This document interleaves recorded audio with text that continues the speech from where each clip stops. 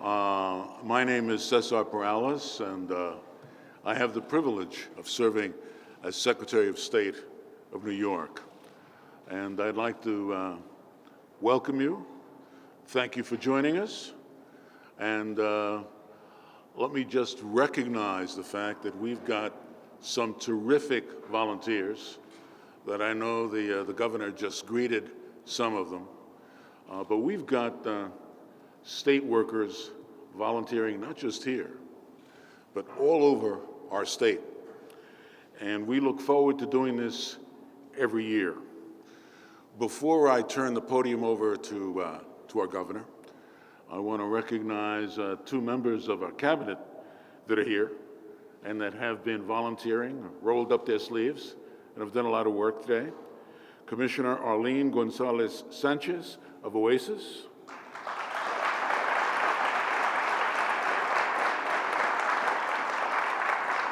And Commissioner Helen Foster, the head of the Division of Human Rights.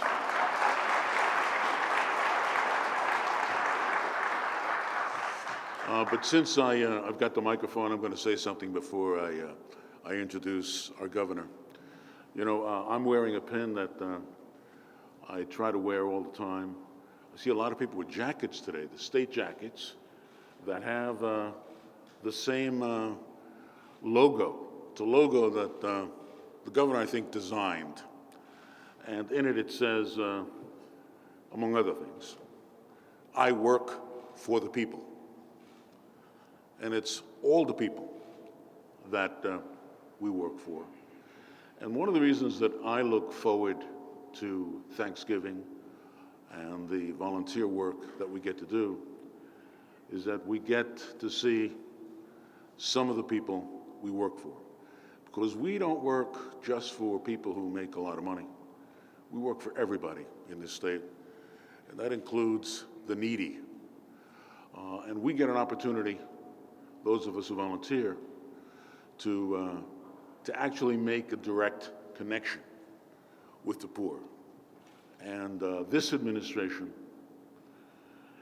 keeps at the top of its agenda a concern for the poorest among us.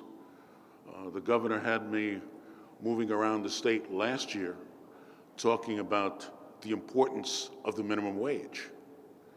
We're going to do it. We're doing it already. The governor has me working on a worker exploitation task force because we are concerned about the fact that there are large numbers of workers who are exploited by their employers. So what we're seeing today, these volunteers, is not something that is we don't do all year round. But this is an opportunity for us to do it directly. We are concerned about the neediest among us. This is an opportunity for us to directly engage. When you're not packing boxes, some of us get to deliver them, some of us get to serve them. So I wanted very much to thank all of the state workers and volunteers who are here today. And my having said that, it is now my pleasure to introduce the governor of the great state of New York, Andrew Cuomo.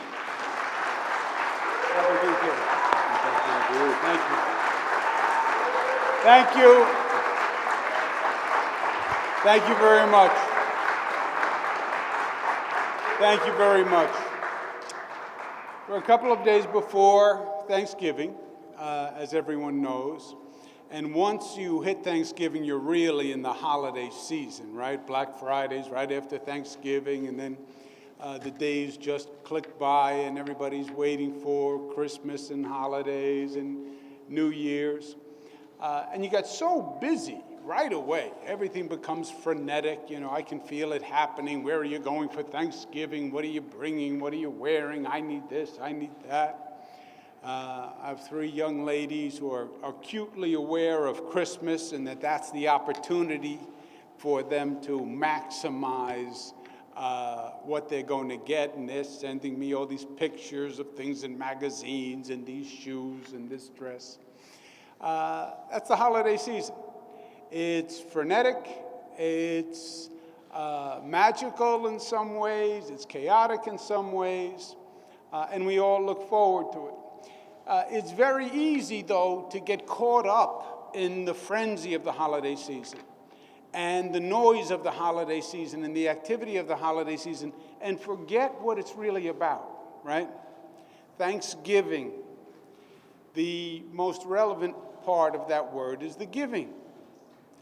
And most of us, many of us, will have Thanksgiving plans and will be at a great table with a great turkey and with friends, etc. And we'll eat too much and we'll have a certain level of guilt the next day.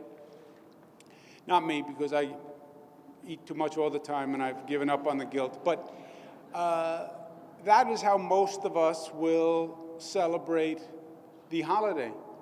But it's very important to remember, for many, many New Yorkers, frighteningly, larger and larger numbers of New Yorkers don't have that holiday. They don't have that feast. They don't have that support network. They don't have those friends. 14%, about 3 million New Yorkers are what we call food insecure. They're unsure whether or not they're going to have enough money to actually buy food. You have people who have to choose each month between paying the rent or paying for food. You have people who are living in really, really desperate straits. That's why, as the Secretary of State mentioned, we're trying to raise the minimum wage so people can actually pay for the needs that they have. But it's very, very tough. You look out there, any New Yorker who's been on the streets, you see homeless people. Number of homeless people on the rise. It's getting colder out. It's tough to be out there. So the need is very, very great. And today is a reminder of the giving part of Thanksgiving. And that is the greatest part of the season. Winston Churchill had a great quote: "We make a living by what we get. We make a life by what we give." And that really is saying it all. It's about what we give. Now, we have some New Yorkers with us today who have been extraordinarily generous. This is a record for us. 35,000 meals will be prepared and will be given out.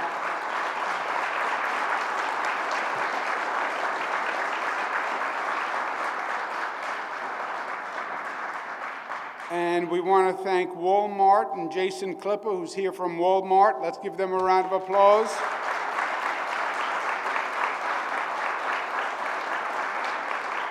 Thank you, Jason. FreshDirect, Larry Scott Blackman, thank you very much. Thank you, Larry.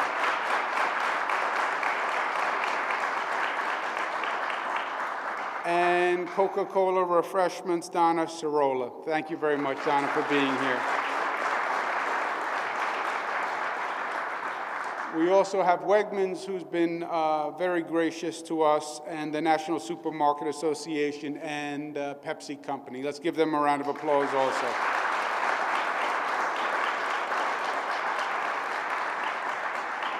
And then we have the force that is always there when we need help, Lieutenant Colonel Chet Edwards and the National Guard. Thank you guys once again.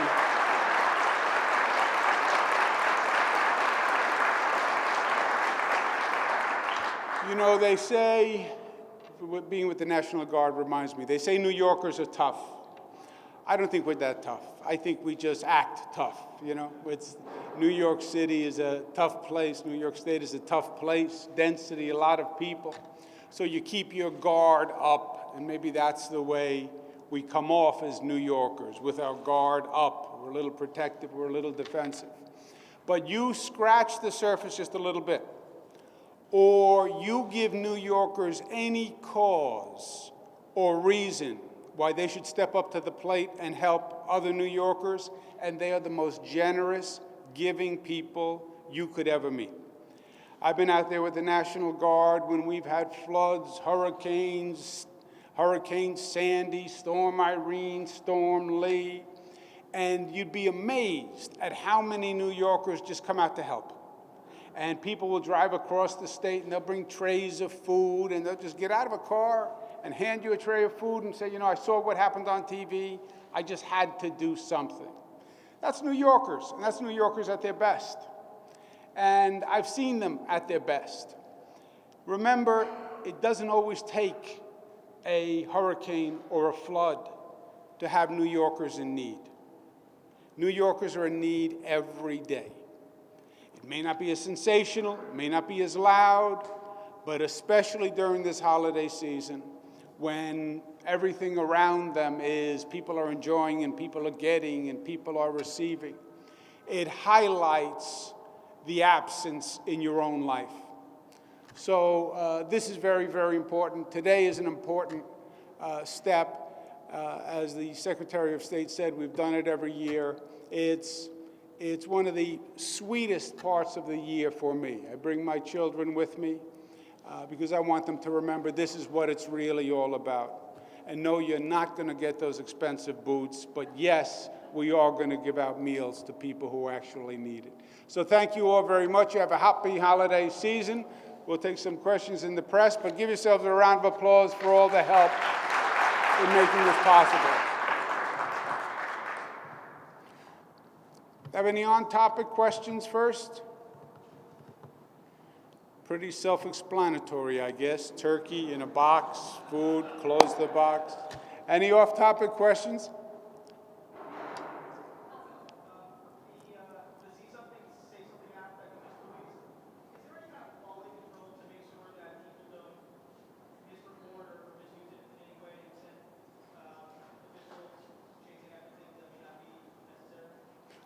You know, Ozzy, you do a screen on the information you receive, and the people who are receiving the information are trained professionals in this area. But basically what you're asking for is an anonymous tip, to the extent, by the way, anything is anonymous, that's electronic in the first place. But when you ask for anonymous tips, you very often get false information or information that a person believes is true but turns out not to be correct. So you sort of bake that into the entire equation.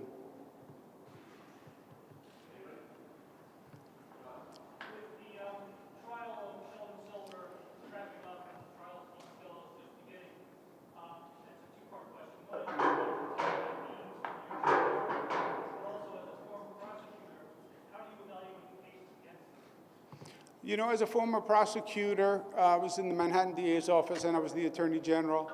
I don't think it's my place to comment on how the trial has been presented. That's why we have the jury system, and we'll see what the jury comes back with.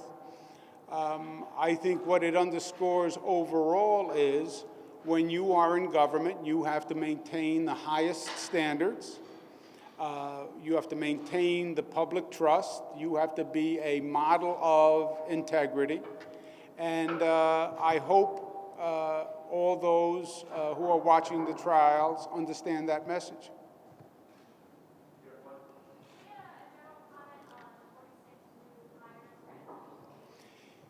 Terrorism is a threat, as we all know. We send our hearts and prayers to the people in Paris. But that's no news for people in New York, right? We went through 9/11. We know this situation very, very well.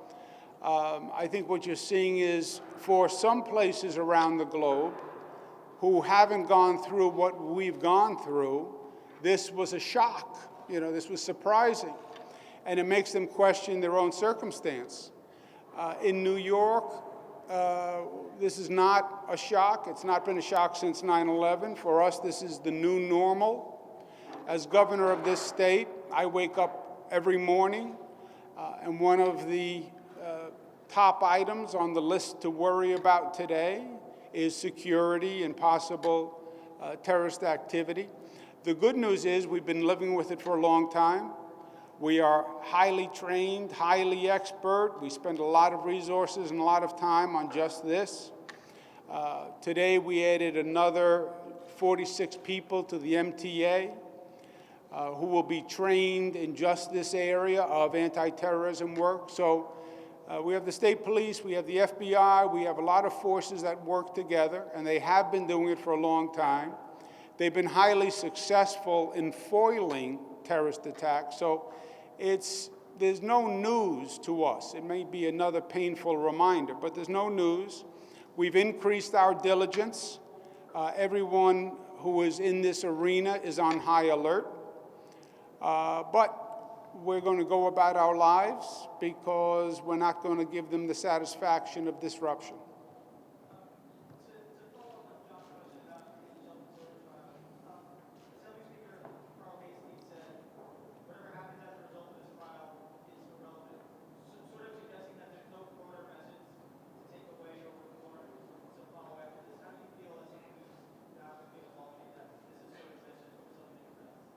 Well, I don't know the context that the speaker was speaking to Ozzie, so I won't comment on that. But look, we have passed more ethics and disclosure laws in Albany than have ever existed before.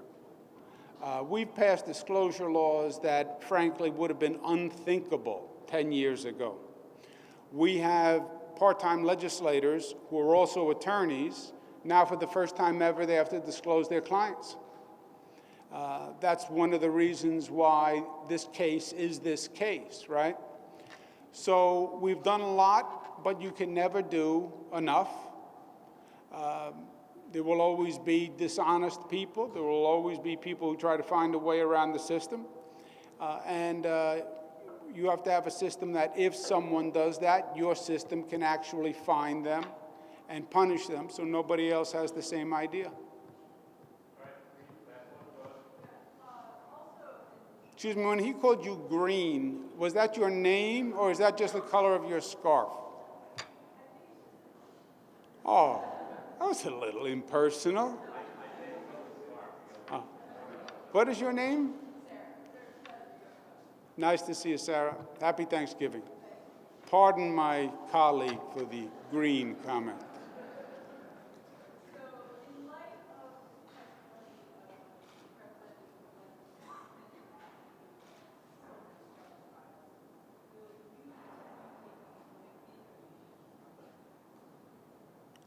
From who, I'm sorry? Well, let's see what happens with the trial, and let's see what the outcome is. If someone is convicted of a crime, then obviously not. Okay. How many questions do you get today, Ozzie? What is this, a conversation just between the two of us? Call me this afternoon if you want to just... No, not the cell phone.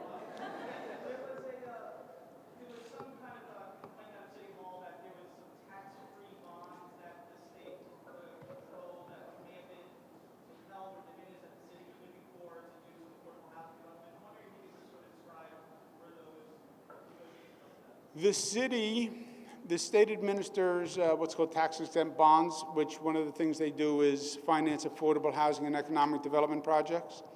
The city, by law, is supposed to get about $280 million of that pool, and then the other regions of the state also get proportionate amounts. The city has gotten the 280 plus. They are significantly higher, Ozzie, than they than as prescribed in the law. But I'm the governor of New York City, and I'm from New York City. I'm a Queens boy, but I represent Long Island and Buffalo and Rochester and Syracuse and Albany. And the state has to, all aspects of the state have to get their fair share. And that's the question of balance. But we've given the city more than the law says we should give the city. Okay? Happy Thanksgiving all. Thank you very much.